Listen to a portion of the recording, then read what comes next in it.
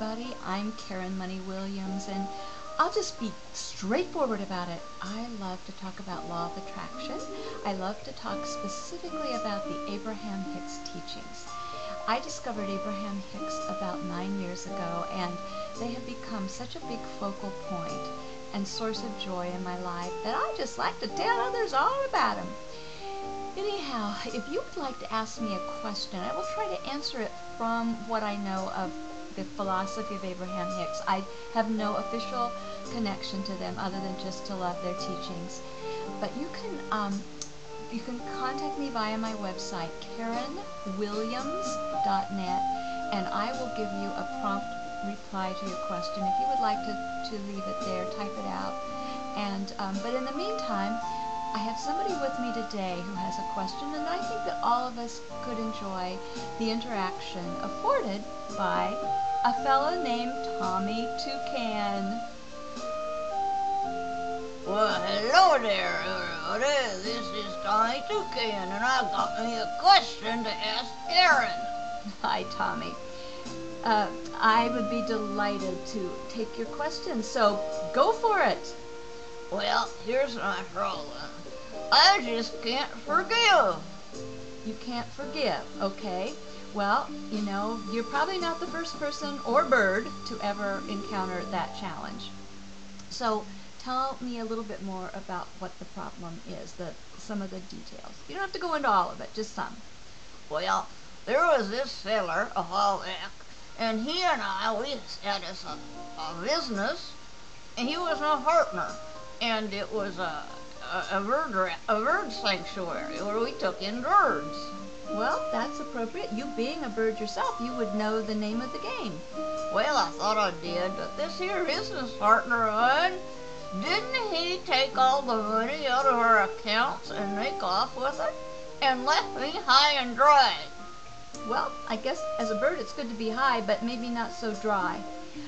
Okay. So that was an unsettling situation. It was darn unsettling, I'm here to tell you. And I try to find love for this feller, but every time I think about it, I just get hot and mad, and I want to just give him the bird.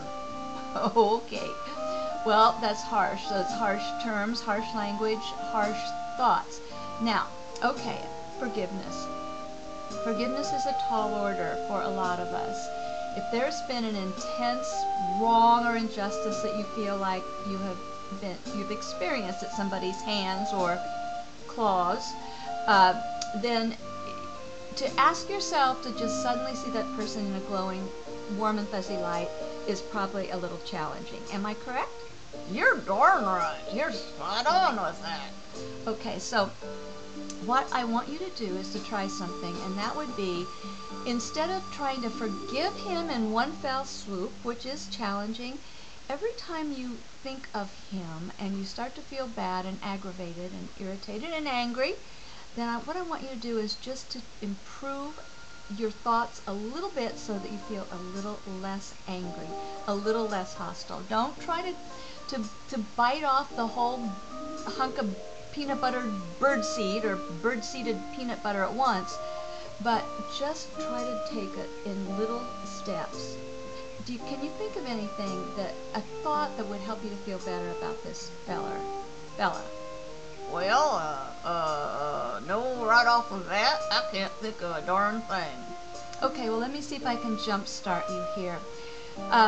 You could say to yourself, well, you know, that was a rotten experience, but I'm still young and colorful, and you know, I'll have other business opportunities in my life.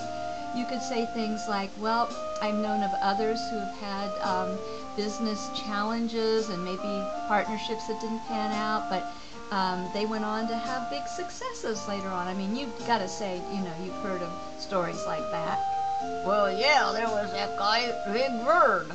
I heard that at first he had all kinds of misfortunes till he ended up on that there show Sesame Street, and he done okay for himself. Well, there's an example.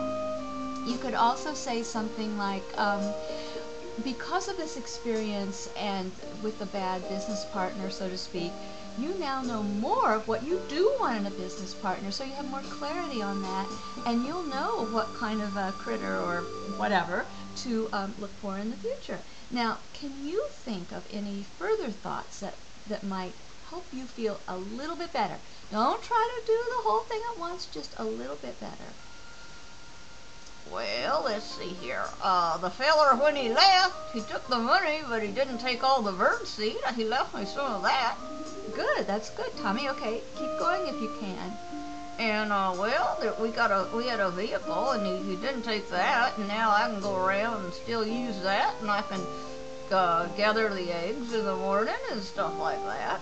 Good, okay, keep going. Anything else? Well, he doesn't call me no more, and I'm just darn glad of it. The feller's out of my life, and I'm thankful that I don't really right now have any more contact with the guy. Good, okay. So that's the drill, Tommy. Anytime the thought comes up of this feller, just try to find some better feeling thoughts and find some things that are going right for you today, and just soften it a little bit. And as you find thoughts like that, it'll be easier and easier to find more thoughts that feel a little bit better, and a little bit better, and a little bit better. And pretty soon, you'll find that you've really changed how you feel about that situation and that person. And if you change how you feel about something, then you have changed what you're going to attract in the future. Well, I don't know. That's a new concept to me, but I suppose it makes some kind of degree of sense. Well, there's this thing called law of attraction, and it says that the way we think draws circumstances, magnetizes new circumstances to us. So, say in the future, if you would like a better business partner, which I'm sure might be the case, then because you, what we call, cleaned up your vibration with regards to what happened in the past, you will be now in a position to magnetize more of what you want in the future.